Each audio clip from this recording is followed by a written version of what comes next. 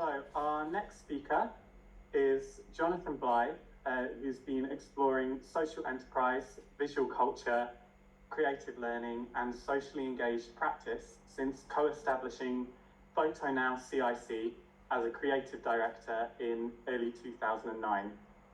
He's a director at Plymouth Social Enterprise Network, and I'm sorry, how do you pronounce the next word? What's the next word? What is it?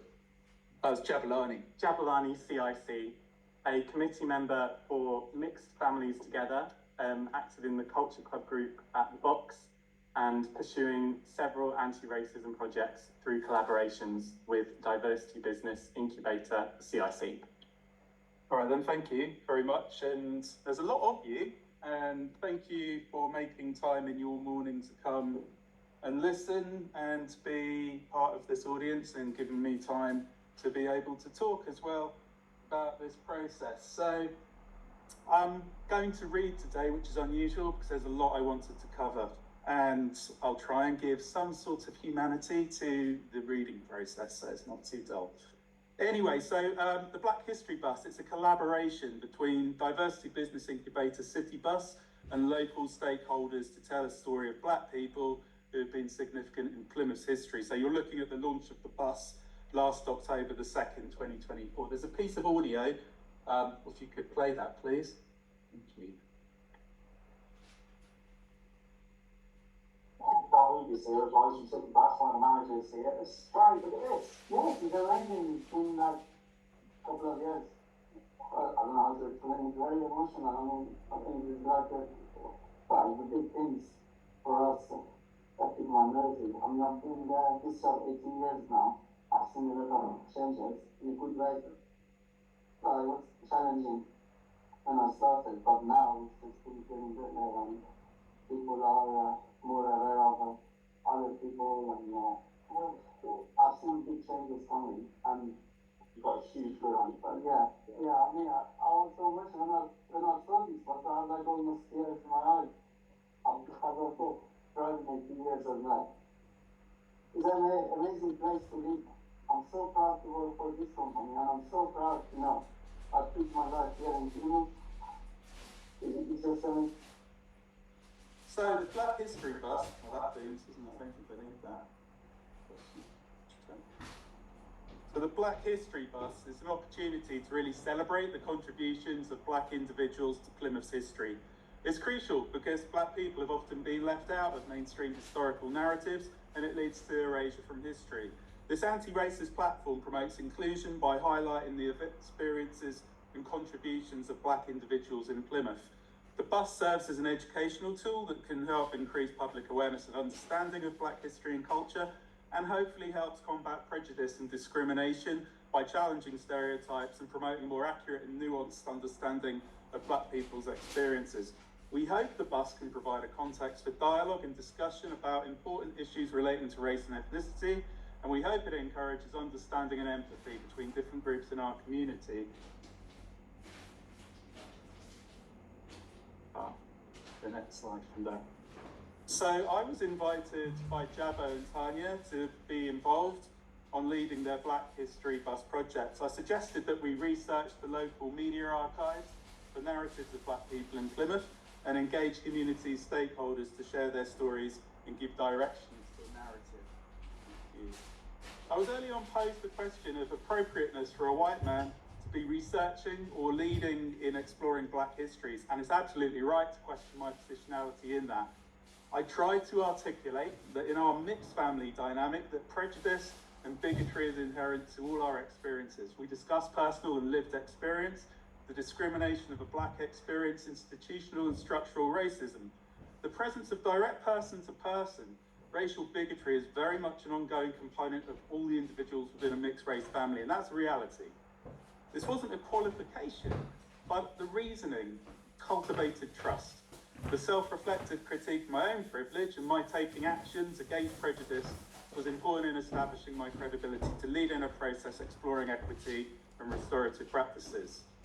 The relationship with stakeholders critically and intentionally situated myself within an ongoing dialogue to address with some rigour the ethics and power dynamics of bias and white privilege in the proposed research.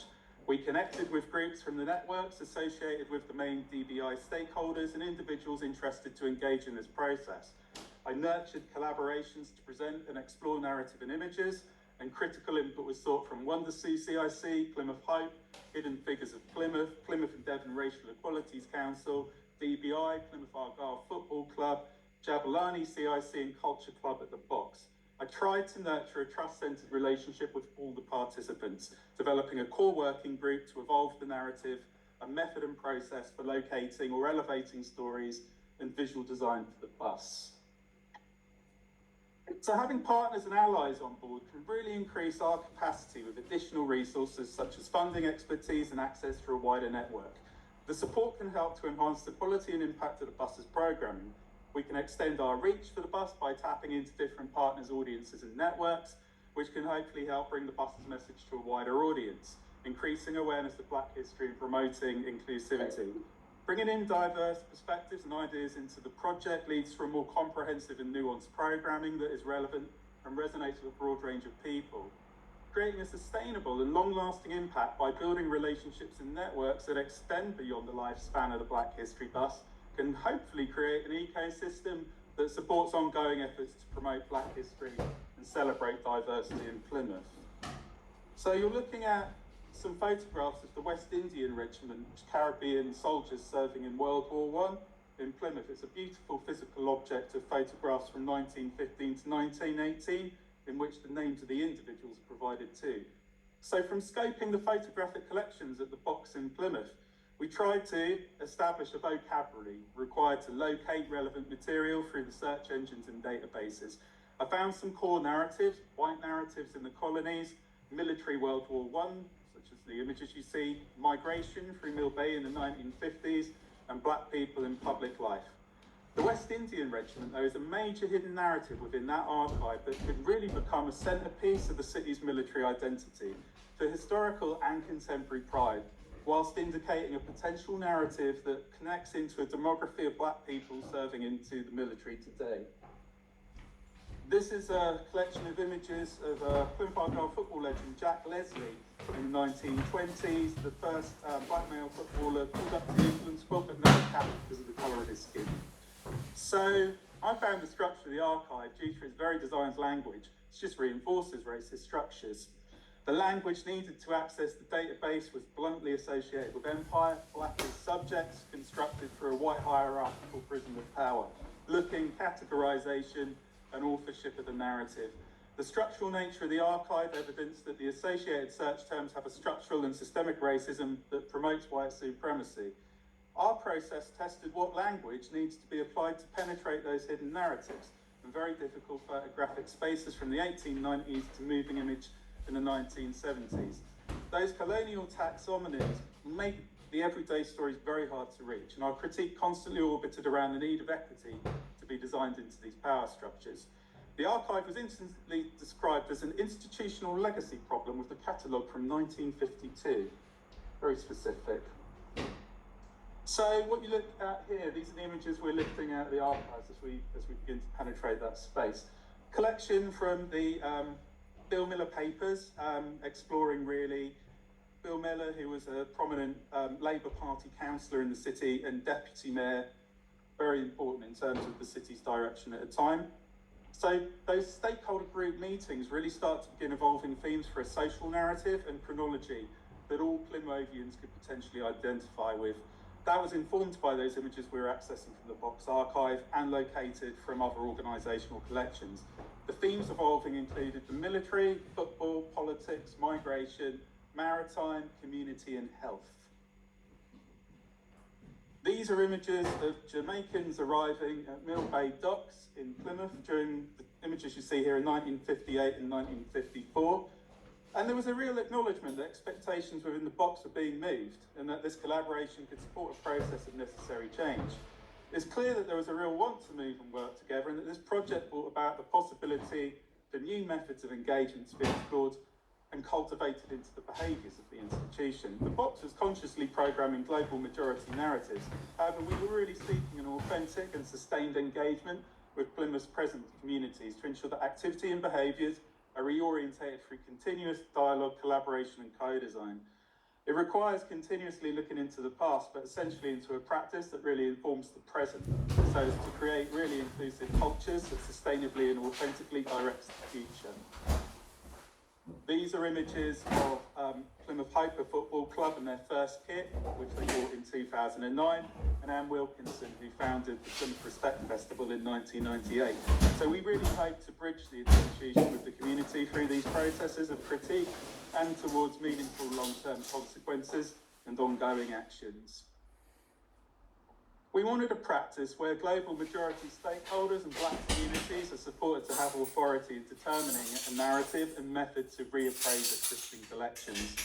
There was a strong sense that if narrative couldn't be found, that it would be important that stakeholders could inform the collecting and accession policy, and that might lean into new work being made, or perhaps a process that newly accessioned individual and family photographic histories could emerge too.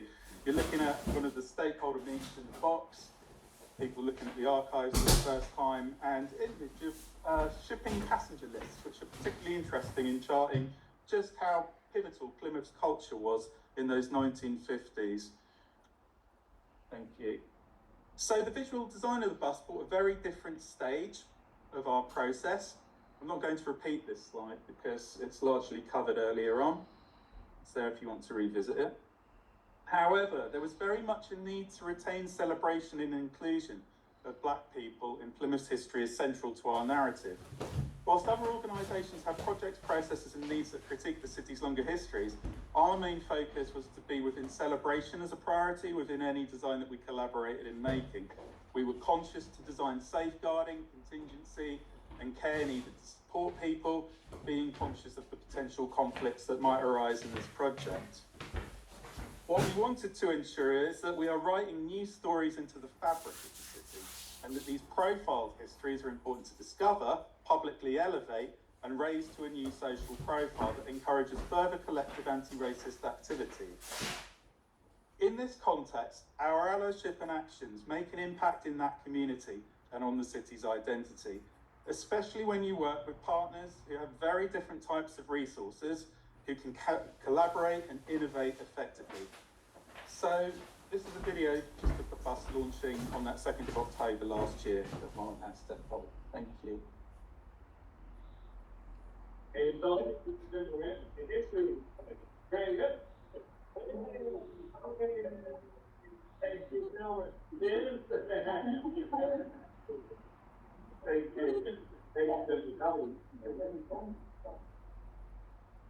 So, celebrating our ethnic diversity in Plymouth is essential to community building and developing a sense of belonging.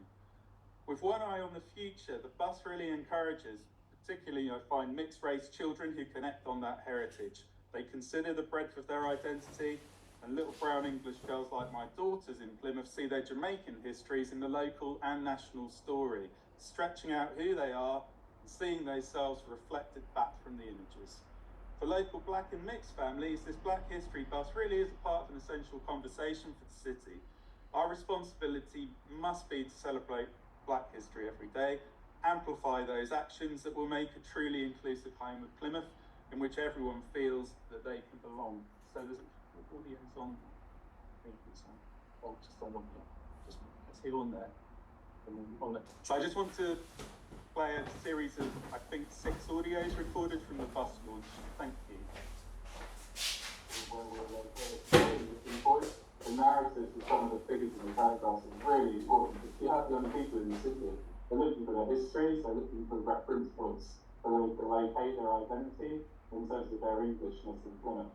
But something like my daughter being able to see Caribbean women arriving at Mill Bay during migration in 1950, seeing these Jamaican women landing in fact. So that's where the Jamaicans were in history. Or being able to see dual heritage women. And that's what the bus does. And hopefully it will go around the city, it will go to places where projects like this could never reach. It will rock up in the street, it will turn up, a chip shop at 10 o'clock at night. Someone will be there, they'll be sat on the bus stop and they'll go, what's this? I mean, like this. Yeah.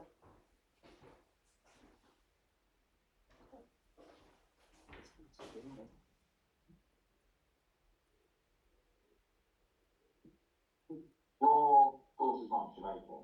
geosync tracks is hugely important. It's really massive for me, yeah, because a little while ago, my children, the most multiple to these nights is asked, you know, where are all the Jamaicans in Plymouth?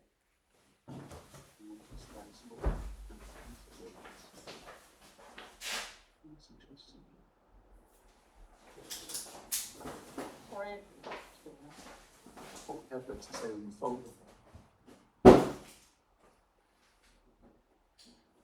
You should have them.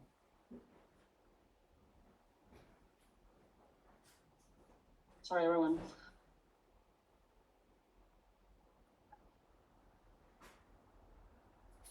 What does it mean to you to have it? What do you think it will do for Plymouth? It will speak volume. I think it will make them speakable a little bit more normal. It will speak to the things that are positive for the city. And so many children, so many young people will look at it and will understand, especially now that we're in Black History Month. So many children are learning about the Black History Month. Yeah.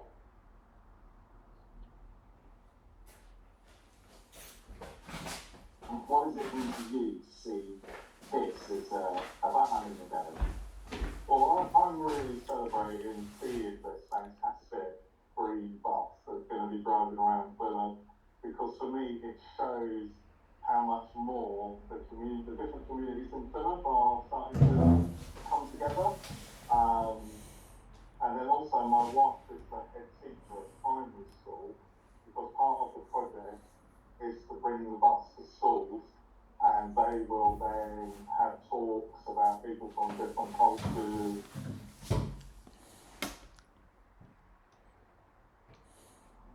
My wife's from Plymouth, so mainly St Budo I would go to. That's where my parents-in-law live, and I'd occasionally see one other non-white person in St Budo, and not many people in town.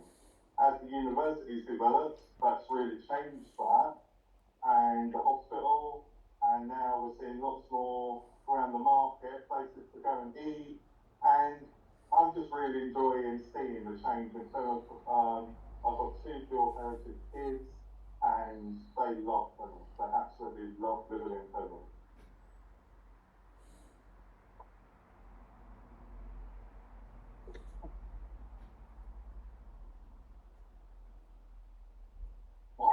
He's here as well as Kentucky Bass, one of the managers here. It's great, look at this. Yes, it's amazing. It's been like a couple of years. I don't know how to explain. It's very emotional. I mean, I think it's like it's a big thing for us, ethnic minority. I mean, I've been there this job 18 years now. I've seen a lot of changes in a good way. It was challenging when I started, but now it's just been getting better, and people are more aware of other people, and I've seen big changes coming, and you've got a huge good on your face. Yeah. I mean, I was so much when I saw this, I was like almost tears in my eyes. As I said, driving 18 years as well. It's an amazing place to live. I'm so proud to work for this company, and I'm so proud to know I spent my life here in Plymouth. It's just amazing. Yeah, thank you everyone for listening and engaging. Thank you.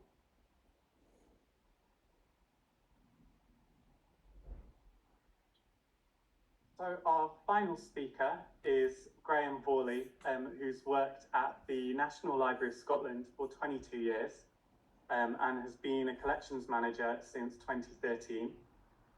As head of published collections at NLS, he's responsible